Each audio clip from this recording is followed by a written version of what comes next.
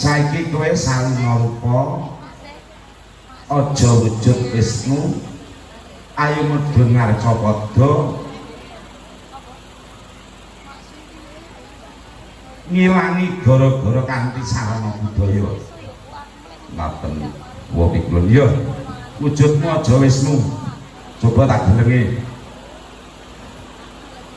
niki wujudipun Bathara Wisnu karana badhe mandhap ngarcapada nungkok lampahipun Bathara kala wujudipun memper kados Janaka niku lek cara pewayangan cakripun ngaten menawi wujud tiyang meh-meh kados kula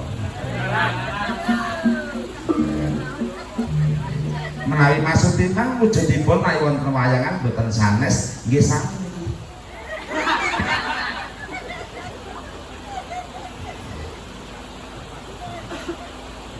maksudnya ini dari penjenengan yasan ya jenengan Bromo wonten tahu timbalan wujudmu salina mula gage mrene nggih Bathara Brahma wujudipun kados ngaten kula dandang wadon ben ora ngawis paten niki menawi dipun embakne wujud tiyang meh kados wujud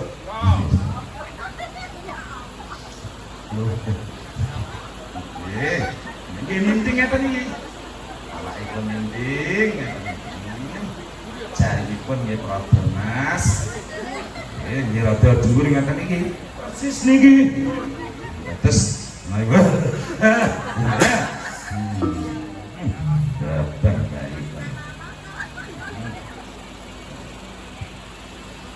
Wisnu wonten dawuh timbalan lan kowe Bromo wonten dawuh timbalan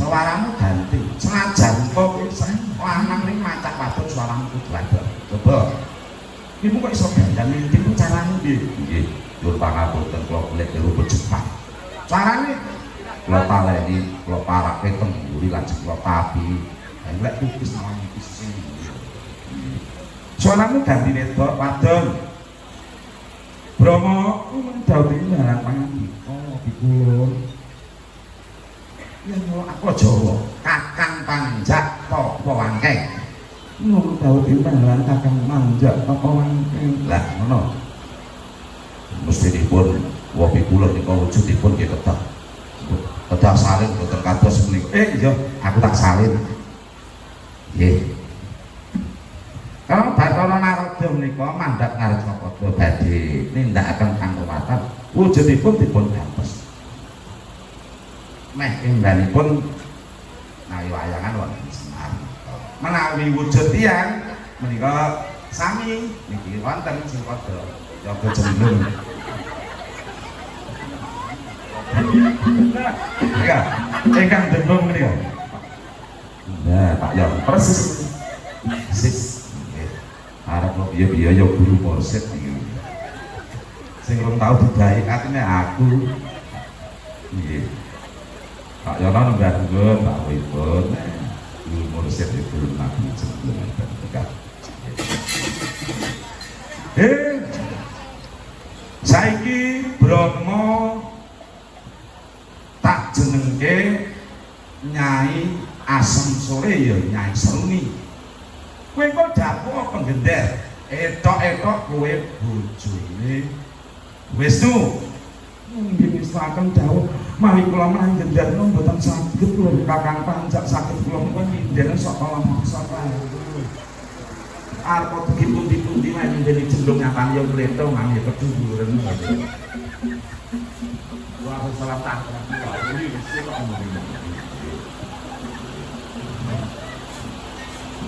kowe tak jenenge tak kari temen Nyai Asem Sore ya Nyai Seruni Wisnu kula wonten dawuh timbalan kowe tak kari tetenger kowe tak dadekke dalang kandha buwana utawa dalang sejati kabeh ngersakaken dawuh nyuwun sewu kula badhe usul piye kula dados dalang sejati iya dadi dalang pangruwatan dalam pangruwatan ya iku badhe tanglet apa boten sajen kamu piye Sajen iki kakangmu piye? Nggih. Bujare Jakarta niku sajen niku nyepaki demit. Wis ora demit.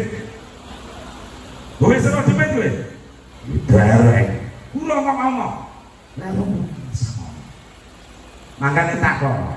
Sajen kuwi dumadi wujud saka lewat saka bumi kuwi ora musyrik. Mula kudu mok bedake antarane agama lan budaya Jawa campur mlakune kudu.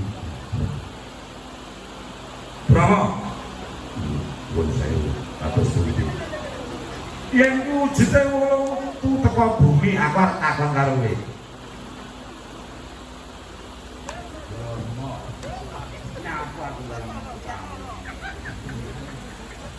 Iya, atas pundi. Yang kowe ngidak bumi sembarang bumi tegese kowe muji syukur dhateng ngarsane Gusti Kang Maha Agung menawa diparingi bumi. Bumi kena mok nggih sembarang, kena mok tanduri, kena mok nggih apa-apa. Iki saken dawuh lajeng atus pundi. Iki sore. Ayo saiki budal. Medhun ngarca-pada ngendhek lakune Bathara supaya ora mangan bocah sekepet. Ibarat wong mangan urung nganti teko cangkem kudu ditampek. Nggih, ngestaken dawuh. Seruni monggo ngestaken dawuh Kakang Manja. Saderengipun kula nggih usul. Piye usule? Kejawi panjenengan wasanipun Kakang Manja tapa wani menawipun keparengaken kula badhe usul asmanipun panjenengan senjake mangko. Sapa? Kakang Panjak Toko Samji ngaten. Kula ngiusul. Kula mongso kula ngiusul Kakang Panjak Toko Wangkeng, Kakang Panjak Toko Samji, Kakang Panjak Toko Blenting. Wis aja kesuwen. Ayo budal medhun ngarca-pada. Nyirep bara-bara lumantar budaya seruni kuwi saken dawuh. Brahma nggih saken dawuh.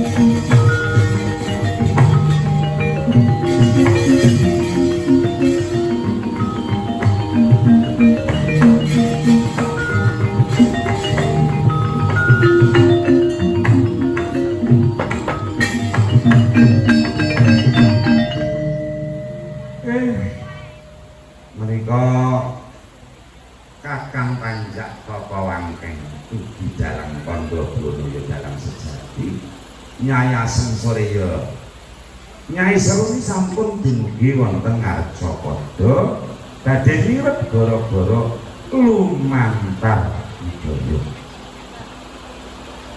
Ingkang sakmangke wonten ngajeng panjenengan nggih panjenenganipun Pak Mariono dipuning badhe wonten mriki.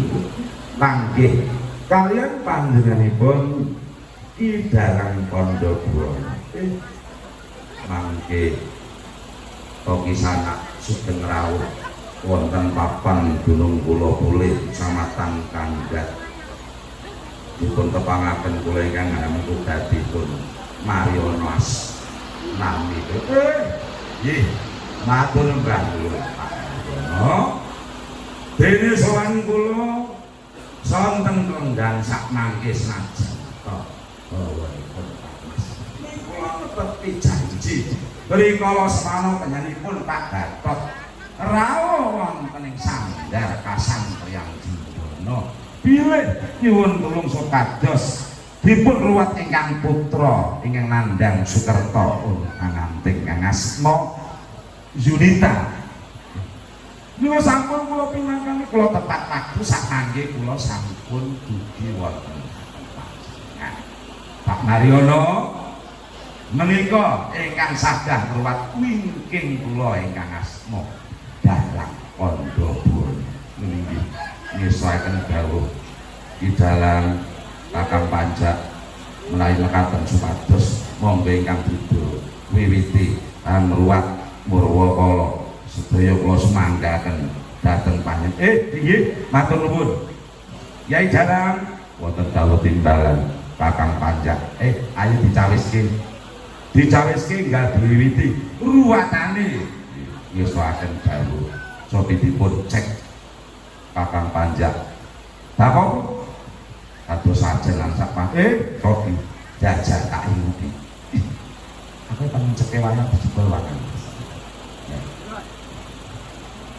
Sampun jangkep sedaya sego gurih kandil daging ugi wonten bucek itu sampun wonten matur bangun Pak Mariono nggih Kakang Panjak lae mangke wonten kirangipun kula ingkang nyuwun pangapunten sami-sami boten napa-napa mangke Gusti Allah ingkang paring jangkep monggo dipun wiwiti Kyai Dalang nggihipun ngruwat Murwakala ingkang putra pun Yunita ingkang nandhang Sukerta mugi sabibaripun dipun ruwat ing mangke saged paring kawilujengan wiwit donya dumugi akhirat Allahumma amin.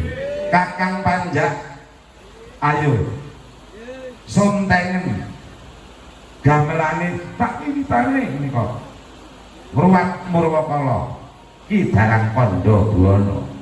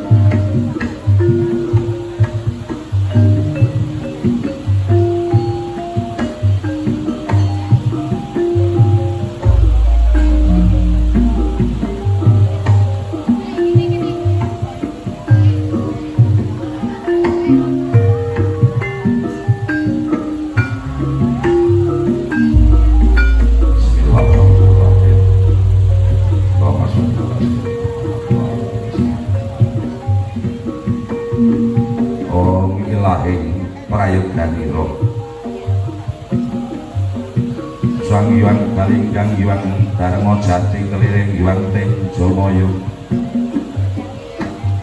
Palumur sang alimunan kekuping Hyang Kuwera Prajik sang Retnawadi Teboke sang Hyang Tebohan Cangkok ing Bathara Benalinggih Pangkayutera Puruping Bathara Brahma arenging Bathara Wisnu Pukusing Bathara Sambawuning Bathara Siwa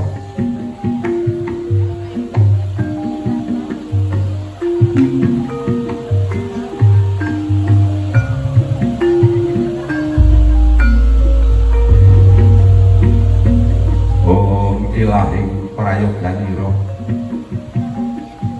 anonton wayang Kang Mayang Bathara Guru widodari kang dameli anyongo yang iris sutik dan ora wang-wang sae mono moyo-moyo katon kang anonton ora katon kang tinonton ora katon kabro-kabro kate katon lambean ana moyo-moyo kang tinonton ora katon kang anonton ora katon Om ilahing prayoganira ana geni teka wetan putih rupane geni apa ta pakaryane geni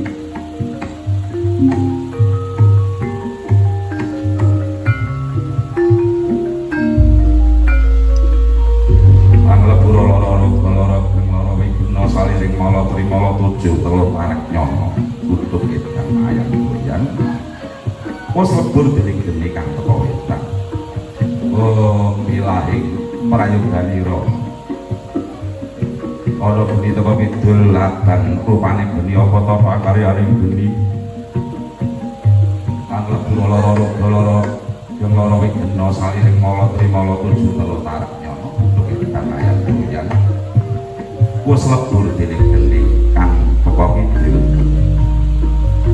Om ilahing prayoganira ana geni teka kulon abdan rupane geni apa ta pakaryane Anglebura lara yang lara wiguna saliring mala trimala tujuh telur arek nyono kutub edan ayam goyang wis lebur dening geni kang teka kulon Om ilahing prayoganira ana geni teka kulon ireng rupane geni apa ta pakaryane geni Anglebura lara wiguna saliring mala trimala tujuh telur arek nyono wis lebur dening geni kang sakala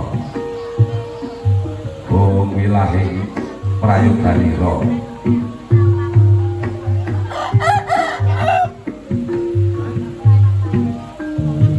ana geni teka tengah lelima rupane kang manca warna rupane geni apa ta pakaryane geni Anglebura lara wiguna saliring mala trimala tujuh telur arek nyono kutub edan ayam goyang wis lebur dening geni kang saka tengah ya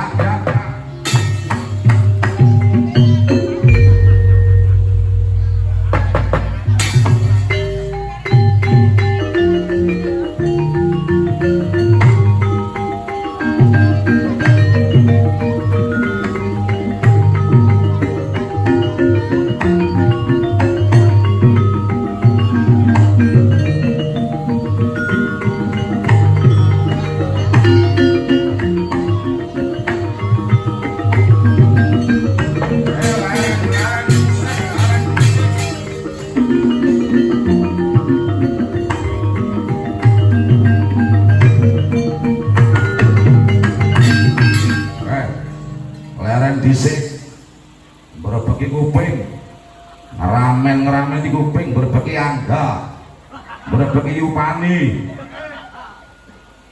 iki lagi ngopo iki aku lagi mayang iya mayang jenenge wit dalang iya aku dalang Murwakala dalang nggih dalang iki kocruk omong dhewe wangsuli dhewe guyu dhewe yen koper nesu dhewe angel ora yo ben aku dalang carane dalang edan tinimbang kowe dewa ora waras weruh aku weruh wae aku dialani dalang edan yo ben tinimbang kowe dewa ora waras dewa ki wajibe gawe tentreming kawula gawe tentreming kawula gawe senenging kawula ning malah kowe gawe girising gawe gendraning para kawula kowe dudu watahing dewa dadi bekasaan turut ratan bae ora sah dadi dewa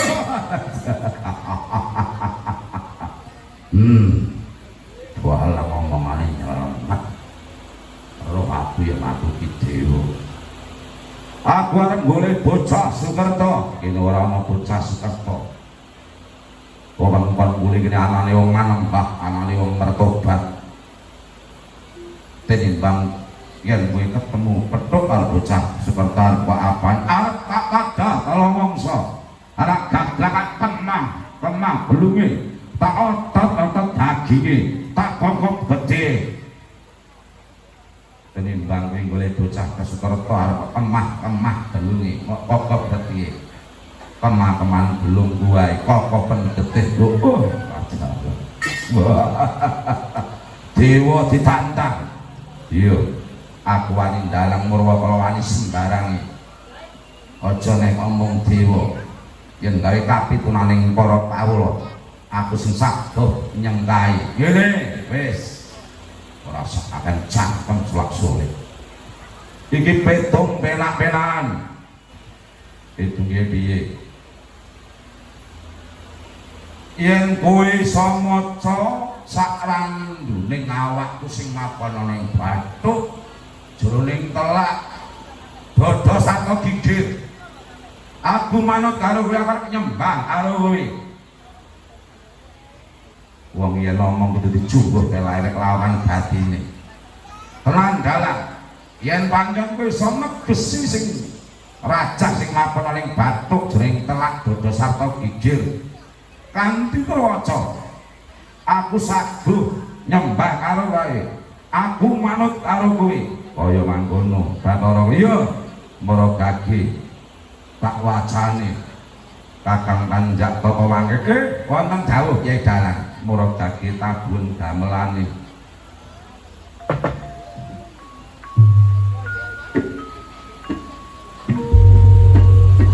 mara gage tak wacane Bathara kala ning janjimu kudu mok tepate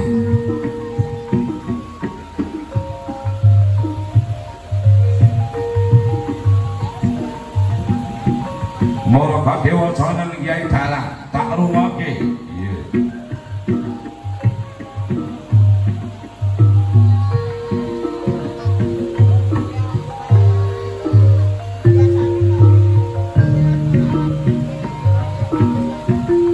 Tamono bathuk liaran mantra purwaning dat dumadi sejarah Bathara kala bunine piye mara gage rumono awik namastu namasidang Yoganiro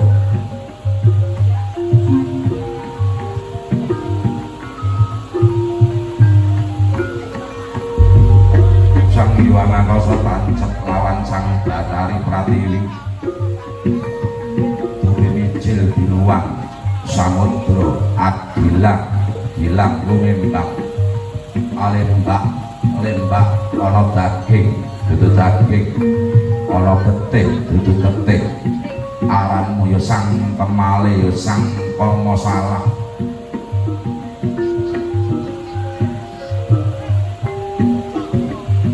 abis akilomaya kadya manik samustika murub angarap-arap nekakaken Prabowo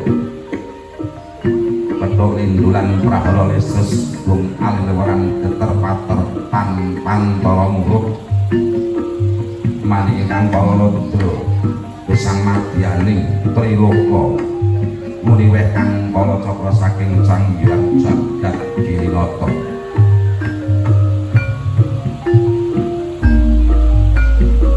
kuwi Bathara kala sing mapan ana ing bathuk sing mapan ana sakjroning telakku jenenge apa unine piye Dalang mara gage wacanen sak maknane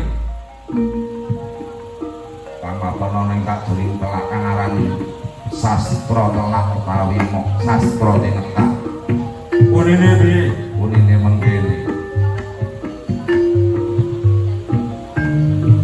Om awik nam astu namasidang Yoganiro sang kala lumereng sangkaning lara wis ngono lara lungguh ing otot lan perut kang lara mulya-mulya dening Bathara Brahma kena lara lungguh ing daging lan getih kang lara mulya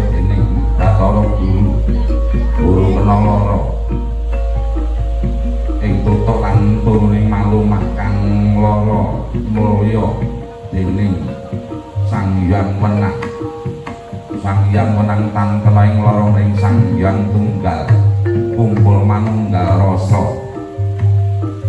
rasa tunggal lan jati tunggal lan rasa jati mulya saking Sang Hyang Maha Kawasa ya Allah Subhanahu wa taala.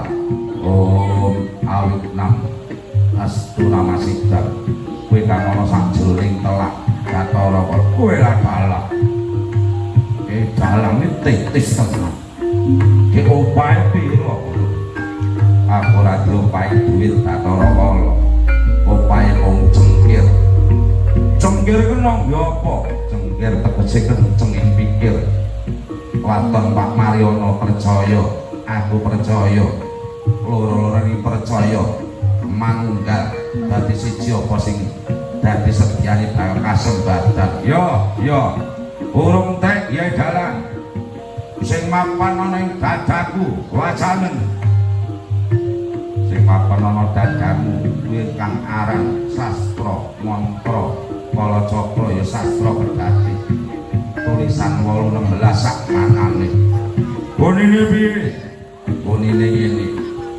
ya maraja Jaramaya ya marani Nirumaya ya Silapa Palasya ya Midura Ratumiya ya Midusa Sadunya ya Dayuda Dayudaya ya Siaca Jayasya ya Sihama Mahasya. Maknane piye kuwi? Maknane mengkene Bathara Kala